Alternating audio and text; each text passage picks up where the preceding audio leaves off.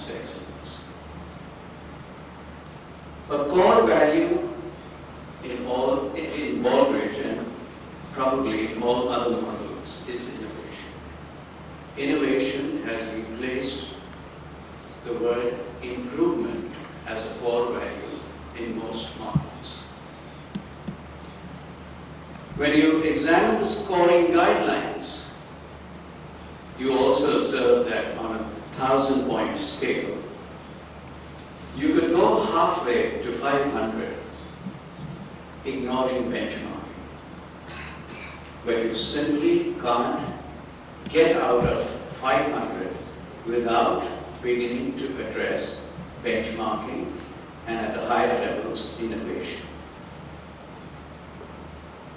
So to be a world-class organization, you need to have a score of 700 or so.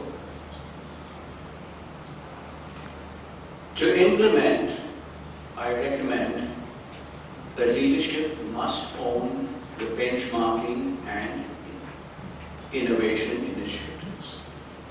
In ownership, I mean they need to plan and they need to invest time in regular review of progress against the plan. After all, leadership is all about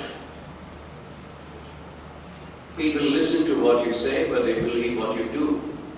And what you do, what you review, sends a message as to what's important for leadership.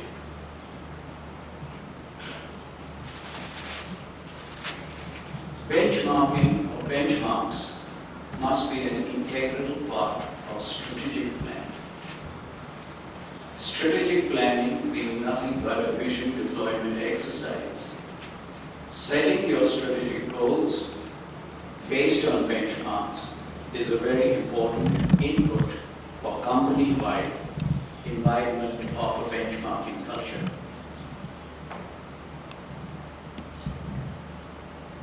Customer focus. We need to understand hidden customer needs. They state customer needs, they mention requirements, but there are a huge amount of hidden customer needs that can be your differentiator to deliver faster, better, cheaper, and different. No organization has ever suffered by being proactive in understanding customer needs. Knowledge management. Build a bank of customer and benchmarking intelligence. This seems to be the weakest link in performance excellence adaptations.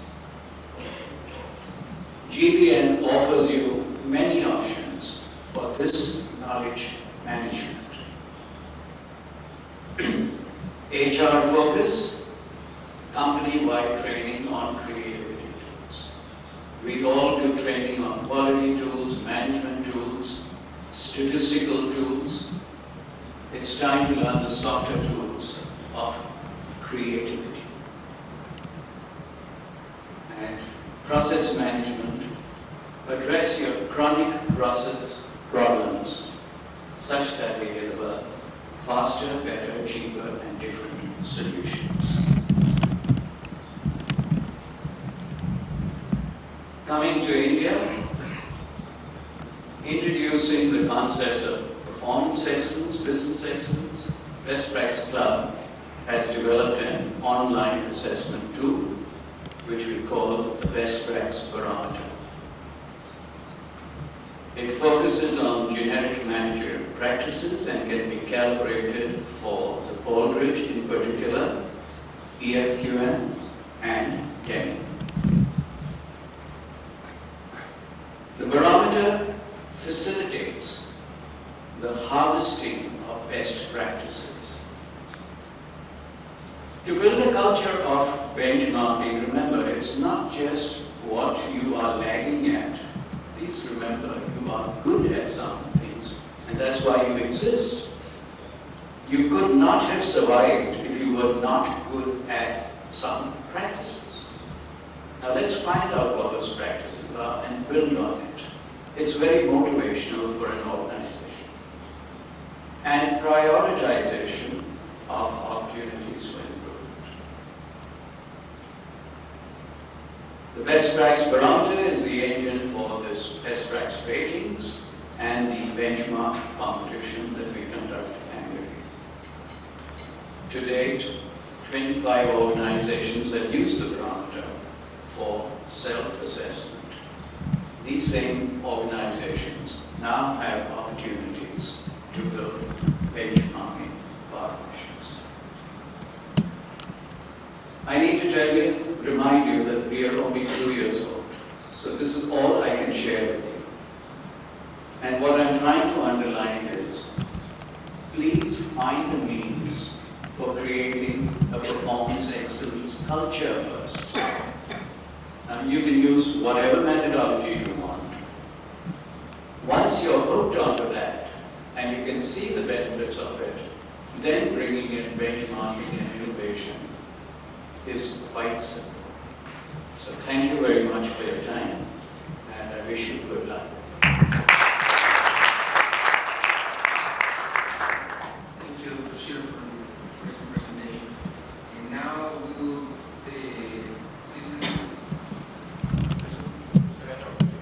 Mr. Ibrahim from Kuwait. He will talk about factors affecting job performance in the private sector. Please welcome Mr. Ibrahim.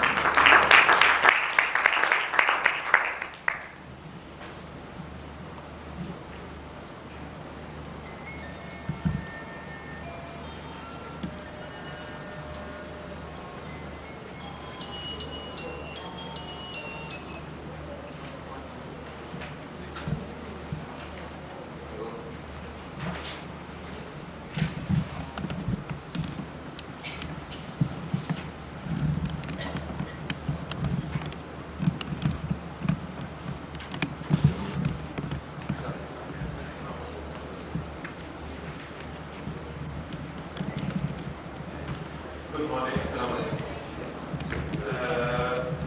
I'll be presenting you here, I'll be giving you a presentation here about my thesis, which I just submitted about, MBA thesis, submitted about a week ago.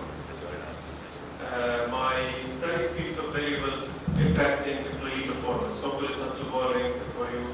I found it interesting that a lot of my conclusions are very similar to the doctor's conclusions, though we have two different topics. That's the outline of my study. I'll start by defining the problem, work my way through to show how was my conceptual model designed, then discuss data methodology, data analysis and findings, and end up with my conclusions and recommendations. Problem definition. The private sector of Kuwait was found to be a sizable sector. It employs 80% of the country's workforce. 50% of the population of the country works in the private sector. Financial information about the private sector of Kuwait wasn't readily available, yet the non-oil sector, which is the closest aggregate to what could be towards the private sector of Kuwait, creates, as seen from the figure here, quite a chunk of the annual GDP. Employee performance was also found to be of a sizable impact to the financial performance of any organization and any sector. Therefore, variables impacting that performance, variables impacting employee performance need to be identified and properly managed to optimize financial performance of any organization sector, and in my case, the private sector of Kuwait. Therefore, the objective of this thesis was essentially that, to identify those variables impacting employee performance, so to generate recommendations optimizing financial performance. The literature search has resulted in finding numerous variables. 5 of those variables were selected, and questions around them were drawn, wondering about their significance for the significant amount. Those are the 5 questions about the 5 variables. Literature review. Variables impacting employee performance could be grouped into 2 general groupings: traditional variables and more contemporary ones. Personality, which was researched by American Mount, Sawyer et al., Thorstein et al., and many others, was seen as a traditional variable researched for decades. Personality was represented in all these studies by the so-called Big Five personality factors, which are conscientiousness. Apparently this is a different, very PowerPoint version than mine, so I apologize for some inconsistencies. Anyway, those Big Five personality factors were conscientiousness, agreeableness, emotional stability, extraversion, and openness. It was also represented by locus control, which is one's belief on who controls his destiny or his environment, himself or external forces. It was linked to emotional exhaustion. Personality was linked to emotional exhaustion, which in turn can impact employee performance. Another variable heavily researched in the literature is motivation. Maslow in 1987 spoke of a hierarchy of needs that human beings have, which when met, can push people, can motivate people to positively behave. Herzberg, on the other hand, found that employees can only be motivated if the three upper needs were met. The three lower needs can only act as demotivators, but they can never act as motivators, as Herzberg said. On the other hand, more contemporary variables impacting employee performance discuss issues such as marketing, service excellence, service performance, customer care, customer focus. Market orientation, which is essentially applying marketing in one's organization, research by Singh here, was found to be an important variable to significantly impact employee performance. Having appreciation for your customer, understanding your competition, understanding pricing, can create an atmosphere that would push employees to improve their performance. Service orientation, which is commitment to service, commitment to quality, was also found to be very impacting performance. It was researched by Little and Timmerman, Urban, and many others. These are some of the dimensions here, the service orientation, servant leadership, vision, rewards, and some others. SERP-1 model, the infamous SERP-1 model, service performance theory of Day2 et al. Also spoke of many gaps in the performance side, one of which is service performance, gap 3 in particular. And so they detected a number of problems with performance, and they listed methods to amend these gaps. In 2008-2009, researchers found that SERP-1, total quality management, and internal marketing have 7 common features that impact employee performance. And he tested those and really found them of significance in his research as well. These are some of those dimensions here. Having said all that, a gap in the literature was still found.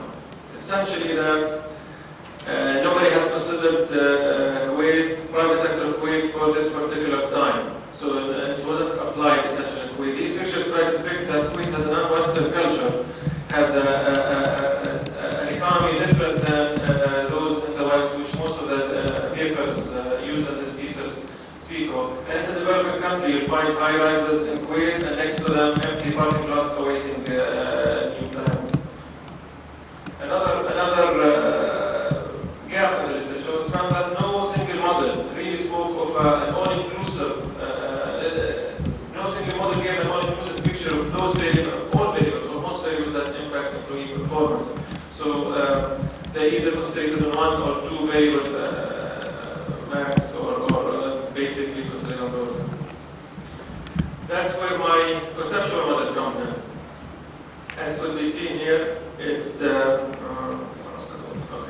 speaks of market orientation and service orientation. It includes personality, locus control, it includes emotional exhaustion, and 3 out of 7 common features of the common features of serve quality, QM, internal marketing. Why only 3? Because the rest of the 7 were found repeated in market orientation and service orientation, and I wanted to test those orientations as a whole.